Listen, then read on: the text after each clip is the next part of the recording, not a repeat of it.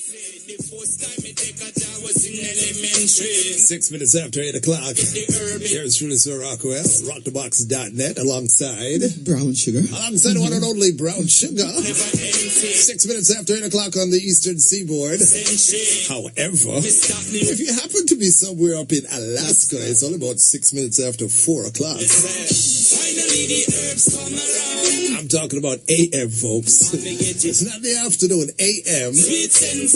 And I'm not quite sure if she's been able to sleep for the last 72 hours.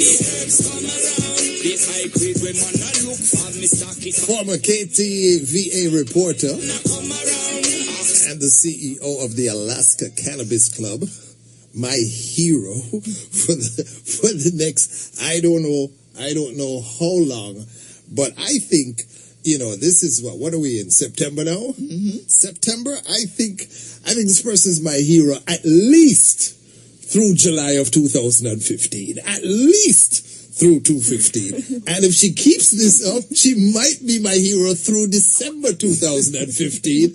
Ladies and gentlemen, good morning, Ms. Green.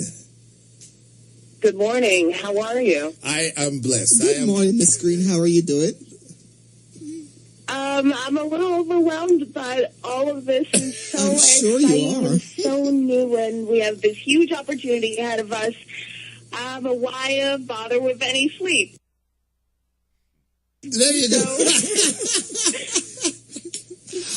Listen, thank you so much for taking time out. And someone the first question is, and this is a valid question, you know, considering the fact that this whole topic is very near and dear to a lot of Caribbean people. Have you done any Caribbean radio since you've started the rounds and people started talking to you? Have you done any Caribbean radio? No, this is my first. Yeah, baby, that's right. This is a long distance high five. Okay, no problem. Cool. So we pulled this one out. Listen, we jokingly talk about you not having any sleep, but this all started when exactly? You walked off?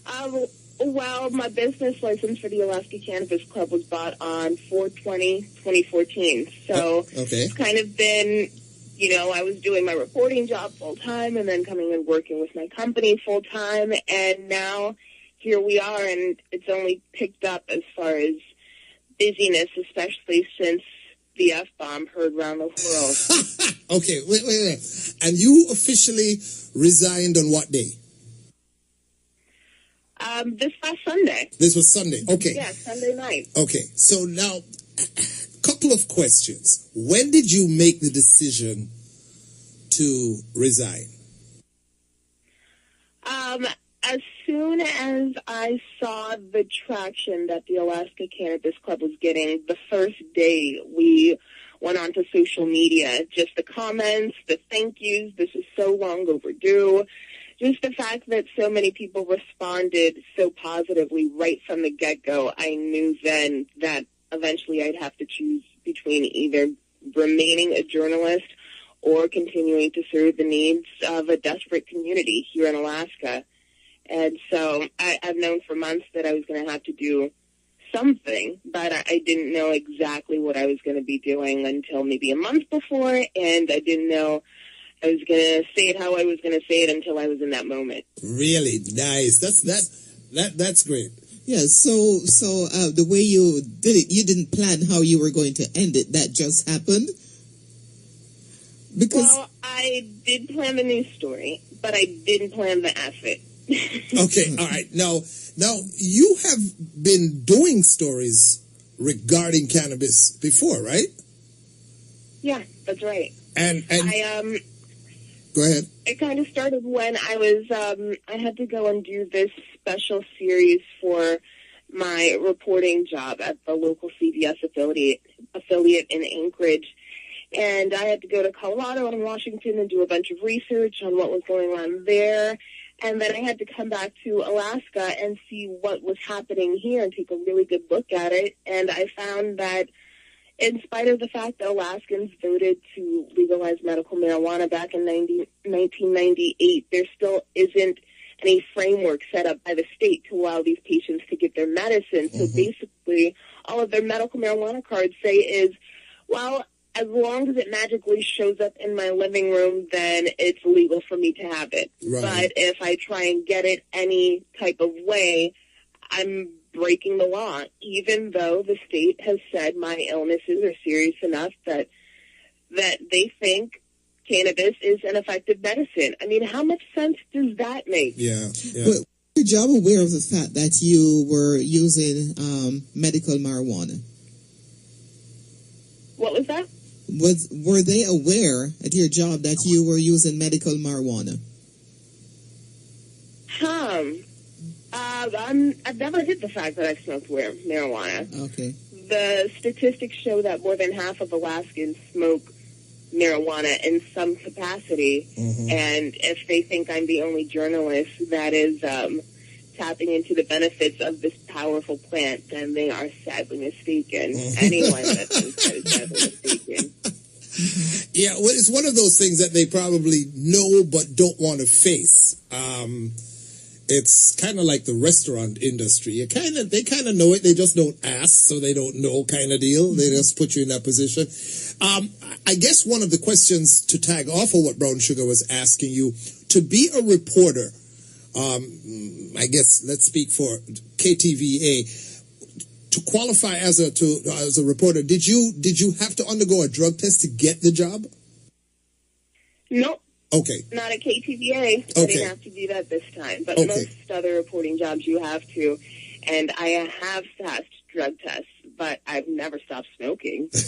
Not once during my career as a journalist. And I've been trusted in several different communities to bring them valid information. And the fact that I was smoking the entire time doesn't change anything that I've done throughout the years. Now, having now been on both sides of the fence, and this is a discussion we were having earlier, excuse me, do you find people judging you differently now? People who were very cool with you before, not knowing that you smoked.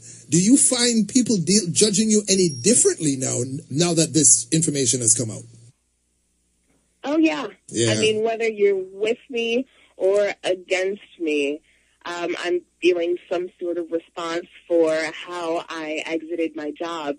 But for the most part, I'd say like 95% of people that are responding are doing it in favor of what I did. And they're just sharing their marijuana stories. And they're continuing the conversation that my exit may have sparked. You know? I mean, while people are getting hung up on the F-bomb part, the fact of the matter is this was a way to bring attention to an issue, a huge issue, which is marijuana prohibition in Alaska, across the nation, across the world, you know? And regardless of whether you agree with how I did it, the fact that I'm sitting here talking to both of you this morning, Brown Sugar and Sir Rockwell, about marijuana reform is tremendous. So it worked in some capacity, and I'm satisfied with that part, regardless of how I'm being judged. Okay. Now, give me 1 second here, because this question has to have been asked to you over and over again, and we have to ask it here. The decision to no longer remain undercover, how much did financial profit factor into this? Because this has to be a financially lucrative venture as well, considering that there's a need there, right? There's a huge need, but the fact of the matter is my business already exists, you know? So we are the only people with the formula to serve the communities throughout of Alaska, but I don't need to run a monopoly. That's not why I got into it. That's not why I stepped away from my career, you know? It's just a way to help get these patients their medicine. That's what Ballot Measure 2 here in Anchorage and across Alaska is all about, is making medical marijuana real and righting an unjust law that was rooted in racism when it was first put into effect, and making sure that people are really, really conscious of what their vote here in Alaska means.